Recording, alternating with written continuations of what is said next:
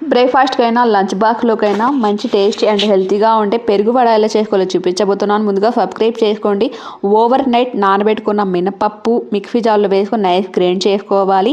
ఇలా గ్రైండ్ చేసుకున్న ఇందులో తగినంత సాల్ట్ వేసుకుని బాగా కలిపి ఒక 10 నిమిషాలు రెస్ట్ ఇవ్వండి. కడాయిలో తగినంత ఆయిల్ వేసుకొని చేత్తో నెమ్మదిగా ఇలా ఒత్తుకొని ఆయిల్లో వేసుకోవాలి.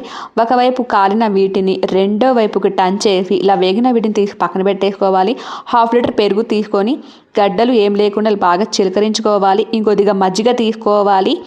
వీటిని కూడా బాగా చిలకరించి పక్కన పెట్టేసుకొని చిన్న కడాయిలు 1 టేబుల్ స్పూన్ అంత ఆయిల్, ఆవాలు, జీలకర్ర, మినప్పప్పు, కరివేపాకు, ఎండుమిర్చి ఇదంతా వేసుకొని ఇది పెరుగులో వేసుకోవాలి.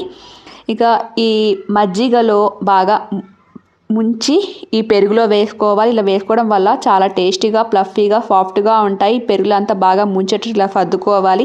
ఇంకా కొద్దిసేపు వదిలేస్తే ఇంకా సాఫ్ట్గా అయిపోతాయి. అంతేనండి, తప్పకుండా ట్రై చేయండి. సబ్స్క్రైబ్.